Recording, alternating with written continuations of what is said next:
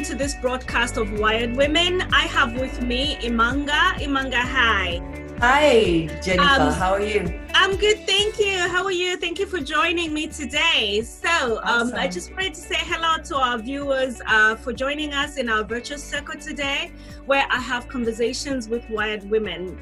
The term that we've coined for trend-setting women who have successfully started or run their businesses.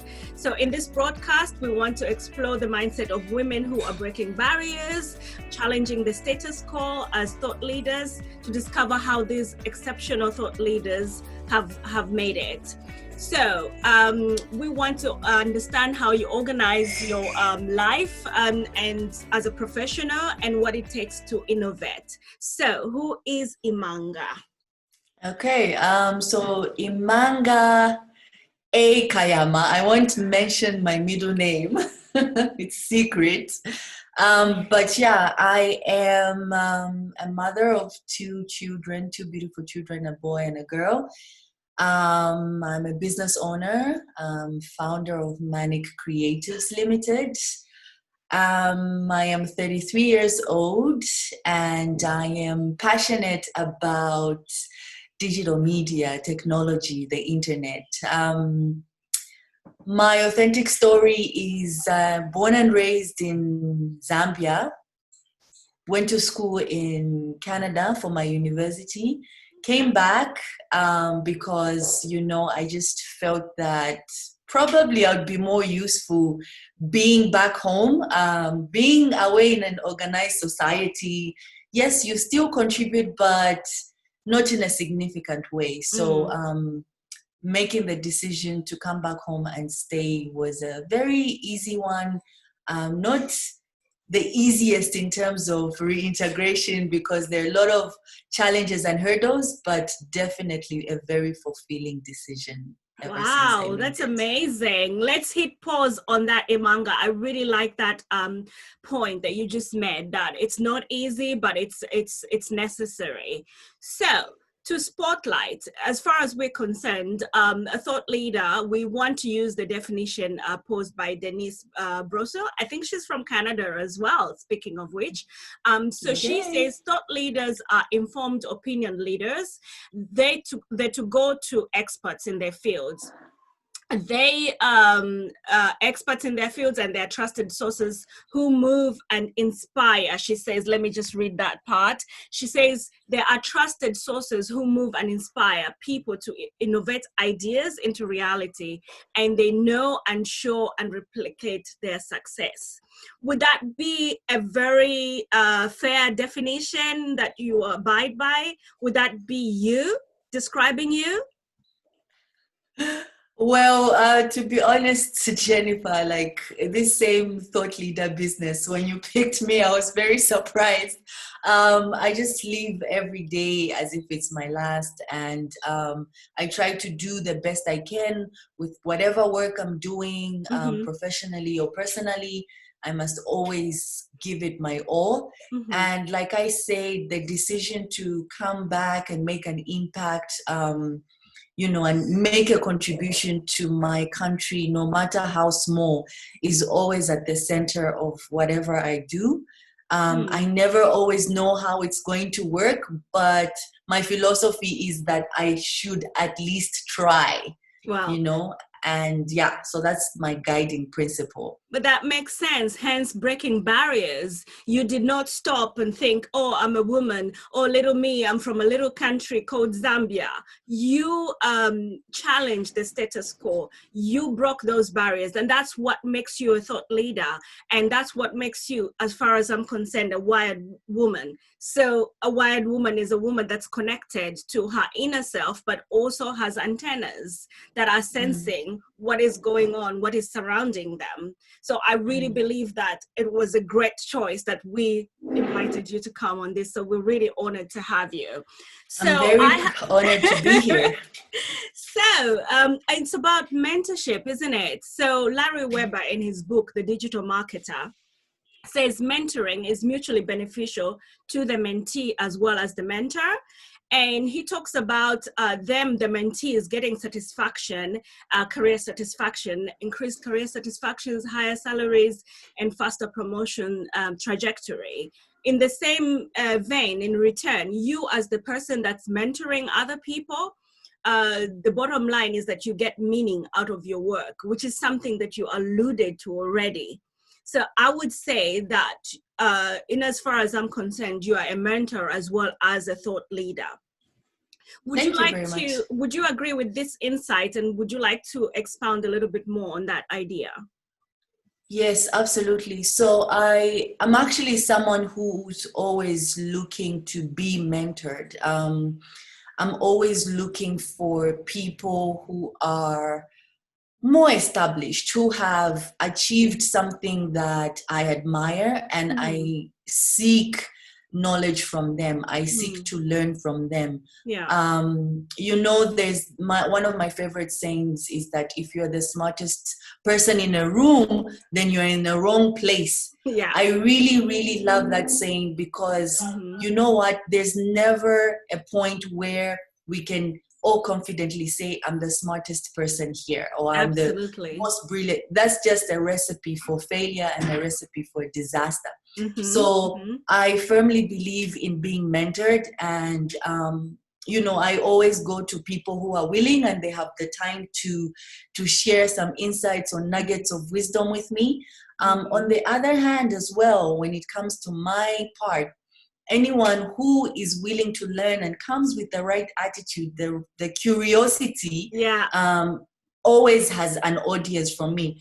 Actually, to a fault, because I tend to dedicate more time than I have to trying to help people also become better versions of themselves. So I 100% agree with that concept. It's a brilliant concept. Amazing. So I guess to go deeper into that conversation, can you tell us what your authentic story is? How did you end up here?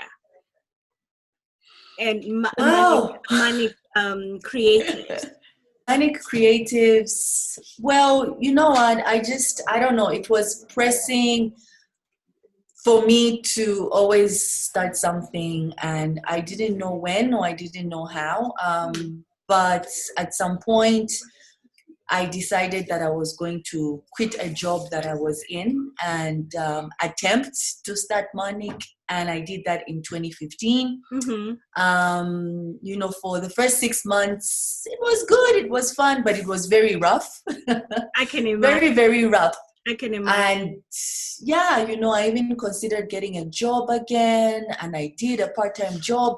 But then I realized with the effort that I was putting into the part-time job, why not just put 100% into something that I had built myself? Because you know what? It's the same person who's exerting all this effort. So I focused on that. So the authenticity is that I am never fake about how hard entrepreneurship is. It's very, very difficult. And most of the time it feels lonely because you just have all these things going through your head, but no one else truly understands, what's going on. And that's why it's lonely. It's not that it's short of support. There's so many people around. You, for instance, always looking out for other entrepreneurs or other women out there. So it's a very supportive journey to take, but it does feel lonely when it comes to making difficult decisions or trying to see how best to still keep the company sustainable and operating. I'll take you up on that point of what we created at Spotlight.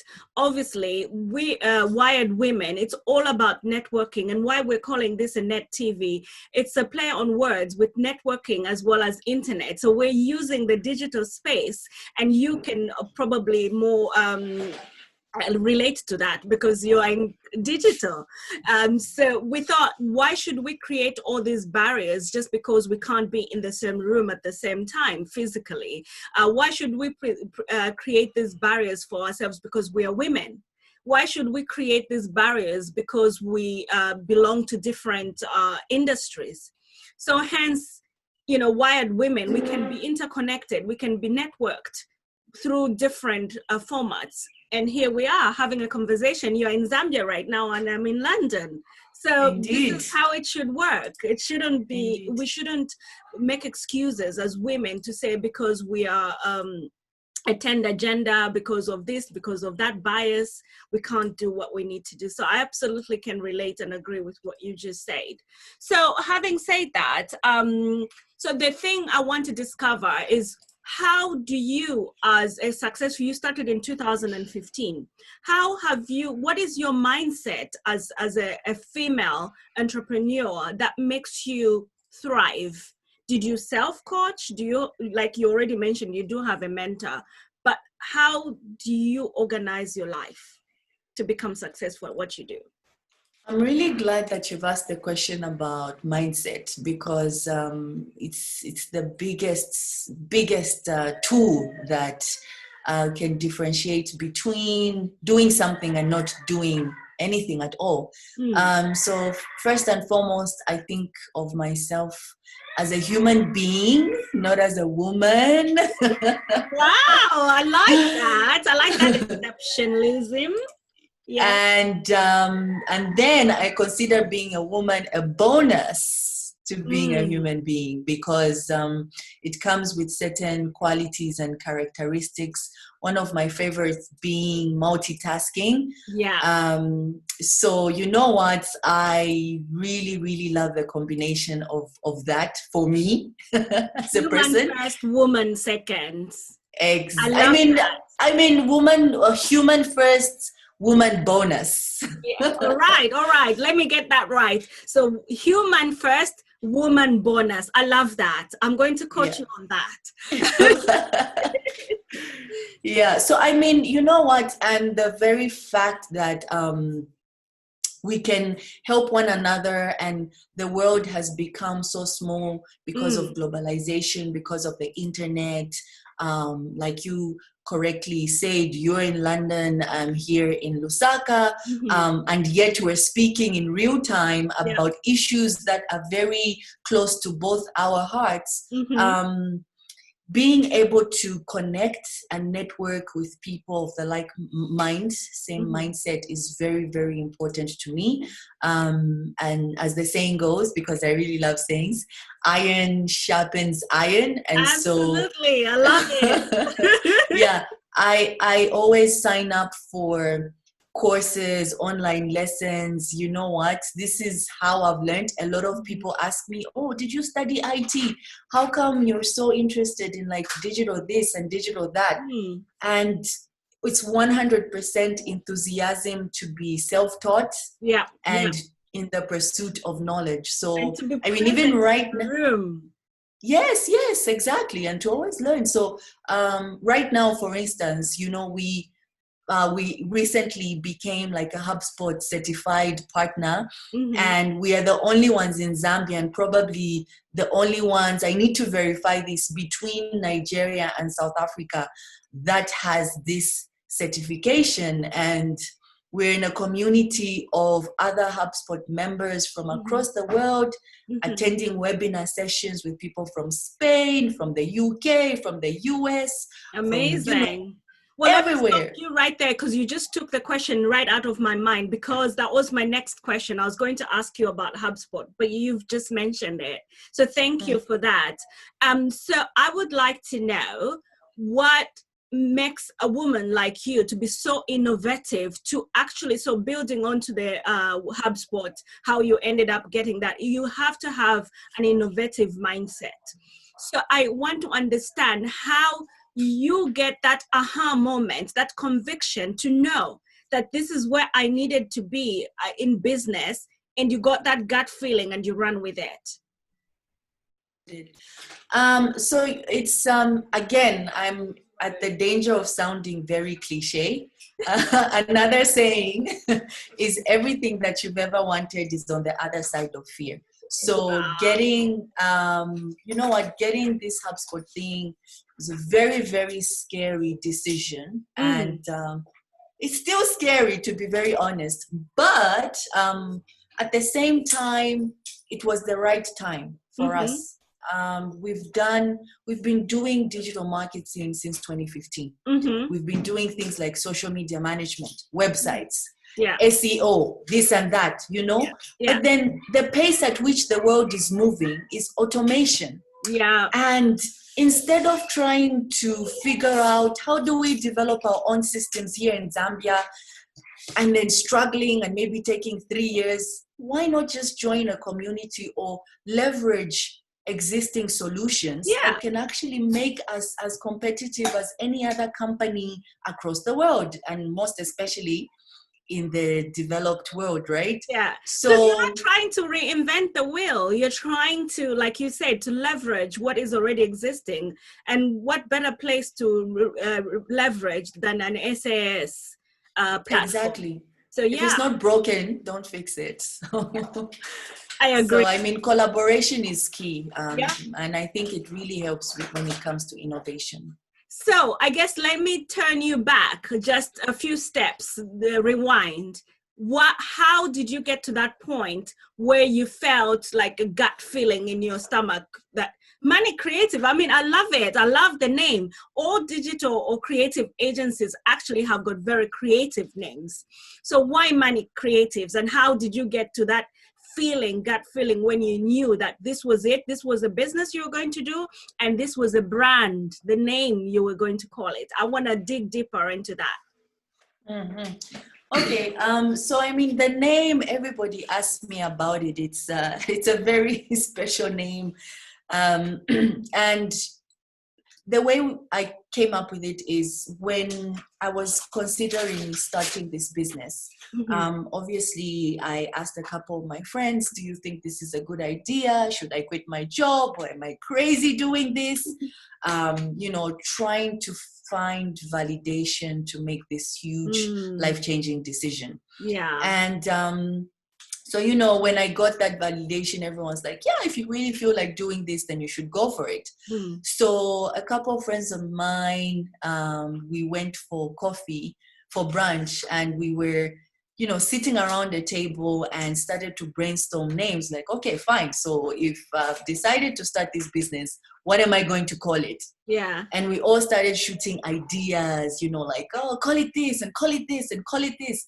And everyone was just so excited. It was amazing. Like, what was happening right there was manic. Like, it was just so insane. And the level of enthusiasm that everyone was showing and dedication to just picking a name, right, it blew my mind.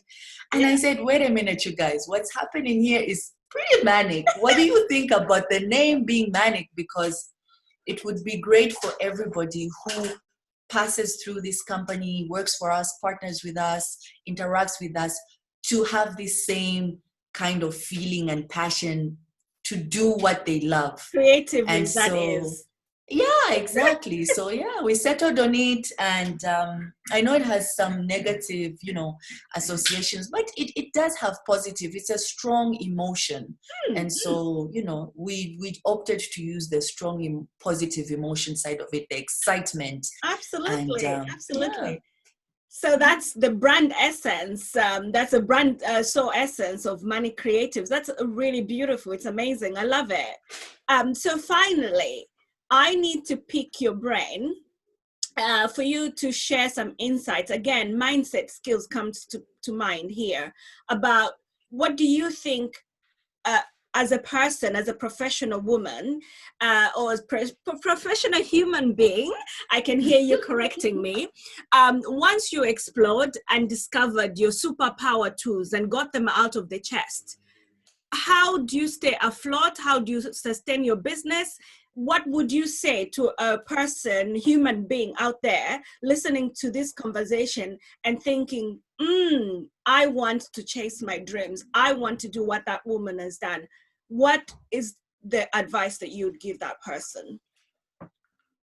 Well, I guess just to wrap up everything that I've been saying and to summarize, it's the fact that if you're going to pursue your dreams and chase them, you actually can't do it alone. You need the support of people. You still need to keep learning. You need to seek advice. You need to be humble enough to, know when you're wrong, to admit your mistakes. And mistakes happen, constantly. I can't even count how many mistakes I have made in the last 5 years and in the last 33 years of my life. But it's your attitude of whether you are going to get up and dust yourself and say, what did I learn from that? How can I do better? And then keep moving. So really, you can't do it alone. You need the support of people, and always learn from your mistakes. Oh, and then also fail forward. So if you're going to try something, quickly try it. If it fails, quickly iterate before it's too late to get out of the hole you keep digging yourself in. Yeah, so I hear you. I can relate to that. Well, this has been so amazing. I wish we could continue our conversation, but I would like to invite you to another episode of this, because we can't stop here. There is so much to unpack. There's so much that our listeners and our viewers can benefit from this conversation. I was so privileged to have you on today, Imanga. Thank you so much. Thank you for having me, Jennifer, and I would be honored to join again. Thank you. You have a great day now, and keep warm in Zambia. You too. Enjoy summer in London. Thank you. Bye now. Bye-bye.